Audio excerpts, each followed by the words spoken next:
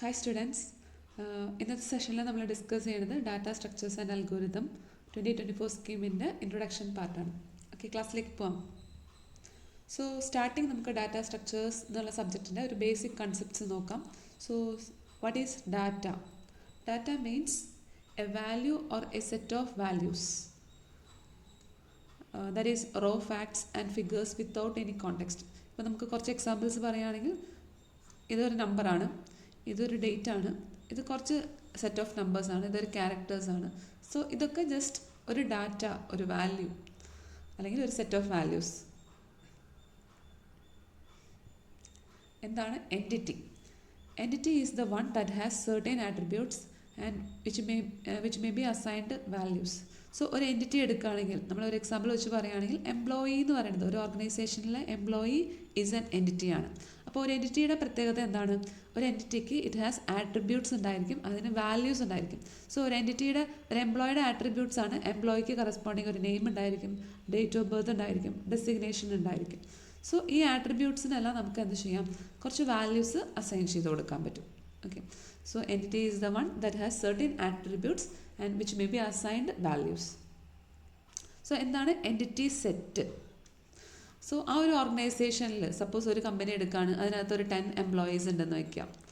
So ഈ 10 എംപ്ലോയീസിനെയാണ് നമ്മൾ entity set എന്ന് പറയാം. So all the employees in an organization constitute an entity set. Next term domain. Set of all possible values that could be assigned to a particular attribute. ഇപ്പോൾ നമുക്ക് name എടുക്കുകയാണെങ്കിൽ, name എന്നുള്ള ആട്രിബ്യൂട്ടിന് possible ആയിട്ടുള്ള values എന്തൊക്കെയാണ്? Set of ക്യാരക്ടേഴ്സിൻ്റെ കളക്ഷനാണ് നമുക്ക് നെയിം എന്ന് പറയുന്നുണ്ടാവുക. സോ പോസിബിൾ ആയിട്ടുള്ള വാല്യൂസ് എന്ന് പറയുന്നത് സെറ്റ് ഓഫ് ക്യാരക്ടേഴ്സാണ്. ദെൻ ഇപ്പോൾ സപ്പോസ് സാലറി എന്നൊരു ഫീൽഡ് ഉണ്ടെന്ന് വയ്ക്കാം. ഇപ്പോൾ സാലറി ഉണ്ടെങ്കിൽ സാലറി ഒരു particular basic minimum salary and maximum salary ആ ഒരു ഫോമിലുണ്ടായിരിക്കും. സോ ആ ഒരു range, so the set of possible values that could be assigned to that particular attribute, that is known as domain. Next information.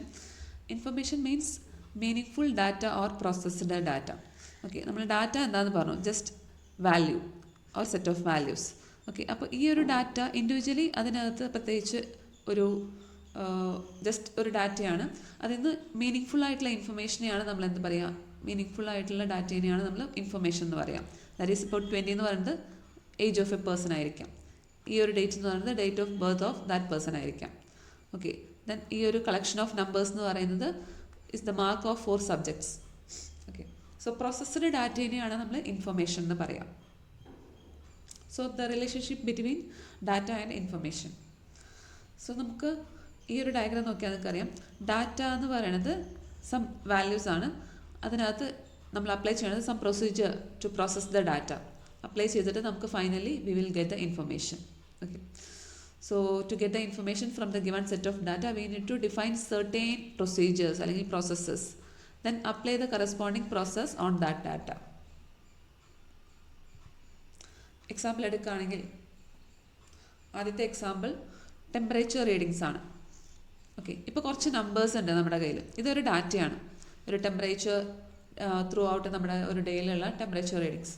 So അതിന് നമ്മളൊരു process അല്ലെങ്കിൽ operations apply ചെയ്യുകയാണെങ്കിൽ നമുക്ക് എന്ത് ചെയ്യാൻ പറ്റും?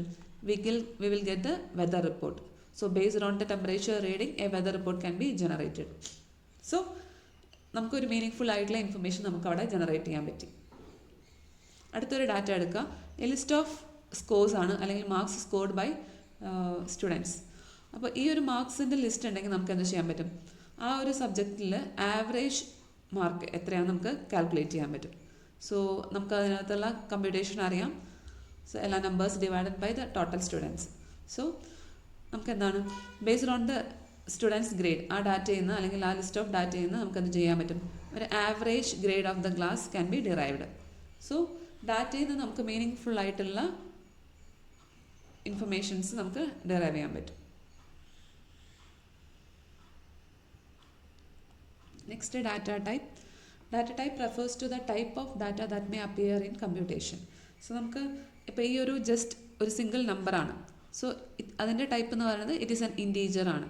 ഓക്കെ, ഇതൊരു ഡേറ്റ് ആണ്. So corresponding data type. So the type of data, ഏത് ടൈപ്പ് ഓഫ് ഡാറ്റയാണ് നമ്മൾ കമ്പ്യൂട്ടേഷനിൽ യൂസ് ചെയ്യുന്നത് അത് സ്പെസിഫൈ ചെയ്യാൻ നമ്മൾ ഡാറ്റ ടൈപ്സ് ആണ് യൂസ് ചെയ്യാം. ദെൻ കുറച്ച് കളക്ഷൻ ഓഫ് നമ്പേഴ്സാണ്, ദാറ്റ് ഈസ് നമുക്ക് അറേ ഓഫ് ഇൻറ്റീജേഴ്സ് ആയിട്ട് നമുക്കത് സ്റ്റോർ ചെയ്യാൻ പറ്റും. സോ ഏത് ടൈപ്പാണോ നമ്മൾ കമ്പ്യൂട്ടേഷനിൽ യൂസ് ചെയ്യുന്നത് ആ ടൈപ്പ് നമുക്ക് സ്പെസിഫൈ ചെയ്യേണ്ടി വരും. അവിടെയാണ് നമ്മൾ ഡാറ്റ ടൈപ്പ് യൂസ് ചെയ്യുന്നുണ്ടാവുക. So built in data types. In every programming language there is a set of data types called built-in data types. ഇപ്പോൾ സി എടുക്കുകയാണെങ്കിൽ നമുക്ക് ഓൾറെഡി ഫെമിലറൈസ്ഡ് ആയിരിക്കും. ഇൻറ്റ്, ഫ്ലോട്ട്, ക്യാർ, ഡബിൾ ഇതെല്ലാം ബേസിക് ആയിട്ടുള്ള ബിൽറ്റ് ഇൻ ഡാറ്റ ടൈപ്സ് ആണ്. Fortran എടുക്കുകയാണെങ്കിൽ integer, real, complex ഇതെല്ലാം അതിലുള്ള ബിൽറ്റ് ഇൻ ഡാറ്റ ടൈപ്സ് ആണ്. പാസ്കൽ എടുക്കുകയാണെങ്കിൽ ഇൻറ്റീജർ, റിയൽ, ക്യാരക്ടർ, ബൂളിയൻ ഇതെല്ലാം ആ ഒരു ലാംഗ്വേജിൽ യൂസ് ചെയ്യുന്ന ബിൽറ്റ് ഇൻ ഡാറ്റ ടൈപ്സ് ആണ്. നെക്സ്റ്റ് ഡാറ്റ സ്ട്രക്ചർ ഡെഫിനിഷൻസ് ആണ്. A data structure is a way of organizing and storing data in a computer so that it can be accessed and modified efficiently.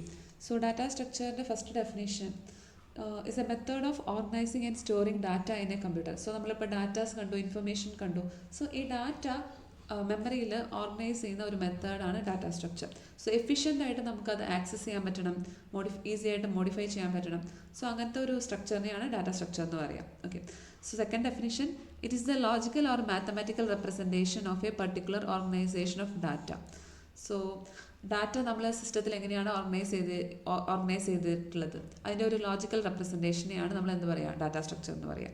So it provides a means to manage large amounts of data for task such as processing, retrieving and storing data in a way that enables efficient use of system resources. So നമുക്ക് efficient ആയിട്ട് നമുക്ക് data സിസ്റ്റത്തിൽ store ചെയ്യാനും അതിനകത്തുള്ള data വീണ്ടും access ചെയ്യാനും പറ്റണം. Okay. Example data സ്ട്രക്ചറിൻ്റെ എക്സാമ്പിൾസ് ആണ് arrays, stack, queue, link list, tree, graph എല്ലാം ഡാറ്റ സ്ട്രക്ചറിൻ്റെ എക്സാമ്പിൾസ് ആണ്. Data structures are not only store data but also define the operations that can be performed on the data. So നമുക്ക് data മാത്രം store ചെയ്യുന്നത് മാത്രമല്ല ആ ഡാറ്റയിനകത്ത് നമുക്ക് particular operations perform ചെയ്യാൻ പറ്റും. ഏതൊക്കെയാണ് യൂഷ്വൽ ആയിട്ടുള്ള ഓപ്പറേഷൻസ് എന്ന് പറയുന്നത്? നമുക്ക് ആ ഡാറ്റയിൽ insertion, deletion, searching, sorting, traversing ഇതെല്ലാം ചെയ്യാൻ പറ്റുന്നുണ്ടാവും. സോ നമ്മളെല്ലാം ഡീറ്റെയിൽഡായിട്ട് ഓരോ ഡാറ്റ സ്ട്രക്ചേഴ്സിലും ഈ ഓപ്പറേഷൻസൊക്കെ പഠിക്കുന്നുണ്ടാവും. Next classification of data structures ആണ്. നമുക്ക് we can classify the data structures into 2 categories, that is primitive data structures, non primitive data structures. എന്താണ് primitive data structures? Built in data ടൈപ്സിനെയാണ് നമ്മൾ പ്രിമിറ്റീവ് ഡാറ്റ സ്ട്രക്ചേഴ്സ് എന്ന് പറയാം. നമുക്കറിയാം int, char, float, double, pointers ഇതെല്ലാം built in data types ആണ്. So they are the basic data structures അല്ലെങ്കിൽ primitive data structures. So data objects of primitive data types can be operated upon by machine level instructions. So these data are operated അല്ലെങ്കിൽ supported by machine level instructions ആണ്. Non-primitive data structures, the data structures that are derived from the primitive data structures, they are known as user defined data structures അല്ലെങ്കിൽ non-primitive data structures. Examples പറയുകയാണെങ്കിൽ array, structure, union, linked list, stack, queue, tree, graph ഇതെല്ലാം non primitive data സ്ട്രക്ചേഴ്സിന് എക്സാമ്പിളാണ്. So ഈ non primitive data സ്ട്രക്ചേഴ്സിനെ നമ്മൾ further ആയിട്ട് രണ്ടായിട്ട് divide ചെയ്യാം. Linear data structure and non linear data structure. That is based on the structure and arrangement of data. Data arrangement അതിനനുസരിച്ച് നമുക്ക് ഇതിനെ രണ്ടായിട്ട് ഡിവൈഡ് ചെയ്യാം, ലീനിയർ ആൻഡ് നോൺ ലീനിയർ. അപ്പോൾ ലീനിയർ ഡാറ്റ സ്ട്രക്ചേഴ്സ് എന്ന് പറഞ്ഞാൽ എന്തായിരിക്കും? അതിനകത്തുള്ള ഡാറ്റ അല്ലെങ്കിൽ elements they are arranged in a linear fashion അല്ലെങ്കിൽ ഒരു സീക്വൻഷ്യൽ ഓർഡർ. അതിനുള്ള എക്സാമ്പിൾസ് ആണ് arrays, link list, stack and queues. നമ്മൾ ഡീറ്റെയിൽഡ് ആയിട്ട് ഇതൊക്കെ നോക്കുന്നുണ്ടാവും. So array, stack, queue, link list ഇതെല്ലാം ലീനിയർ ഡാറ്റ സ്ട്രക്ചറിൻ്റെ എക്സാമ്പിൾസ് ആണ്. അതിനകത്തുള്ള ഡാറ്റ അല്ലെങ്കിൽ എലമെൻറ്റ്സ് ലീനിയർ ആയിട്ടായിരിക്കും സ്റ്റോർ ചെയ്തിട്ടുണ്ടായിരിക്കുക. Non linear data structures, elements are arranged in a hierarchical or network like structures. So linear അല്ലാത്ത കാറ്റഗറീസ് ആണ് non linear data structures. So elements എല്ലാം ലീനിയർ ഫോമിലായിരിക്കില്ല അവിടെ സ്റ്റോർ ചെയ്തിട്ടുണ്ടായിരിക്കാം. Examples trees and graph. So non linear സ്ട്രക്ചറിൻ്റെ എക്സാമ്പിളാണ് trees and graph. So just ഒരു ഡയഗ്രമാണ്. ഡാറ്റ സ്ട്രക്ചേഴ്സിനെ നമ്മൾ പറഞ്ഞു പ്രിമിറ്റീവ് ആൻഡ് നോൺ പ്രിമിറ്റീവ് ആയിട്ട് ഡിവൈഡ് ചെയ്യാം. പ്രിമിറ്റീവ് ഡാറ്റ സ്ട്രക്ചേഴ്സ് ആണ് integer, character, float, string, double എല്ലാം. നോൺ പ്രിമിറ്റീവിനെ നമുക്ക് എഗെയിൻ രണ്ടായിട്ട് ഡിവൈഡ് ചെയ്യാം, linear and non linear. Non linear കേസസിൽ array, stack, queue, stack, link list. Non linear ആണെങ്കിൽ ട്രീ ആൻഡ് ഗ്രാഫ് ആണ് examples. Then classification based on memory allocation. നമുക്ക് data സ്ട്രക്ചറിനെ മെമ്മറി അലോക്കേഷനെ ബേസ് ചെയ്തിട്ട് അഗെയിൻ നമുക്ക് രണ്ടായിട്ട് ഡിവൈഡ് ചെയ്യാൻ പറ്റും. Static data structure and dynamic data structure. എന്താണ് static data structure? The data structures having a fixed size is known as static data structures. The memory for this data structure is allotted at the compiler time. Their size cannot be changed by the user after being compiled. So static data structure എന്ന് പറഞ്ഞാൽ അതിന് fixed ആയിരിക്കും. നമ്മളൊരു example പറയുകയാണെങ്കിൽ അറേയിൽ ഇപ്പം നമുക്കൊരു array declare ചെയ്യാണ്, സിയിൽ ഒരു അറേ ഡിക്ലെയർ ചെയ്യുകയാണെങ്കിൽ ഇൻറ്റ് എ ഓഫ് 5 എന്ന് കൊടുക്കുകയാണെങ്കിൽ എന്താണ്, നമുക്കൊരു 5 എലമെൻറ്റ്സ് സ്റ്റോർ ചെയ്യാനുള്ള ലൊക്കേഷൻസ് അലോട്ടഡ് ആയിരിക്കും. ഈ 5 എലമെൻറ്റ്സ് നമുക്കൊരു 10 എലമെൻറ്റ്സ് സ്റ്റോർ ചെയ്യണമെങ്കിൽ പറ്റുമോ? ഇല്ല.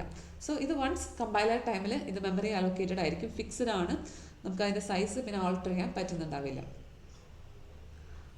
Okay, however the data stored in the item can be altered.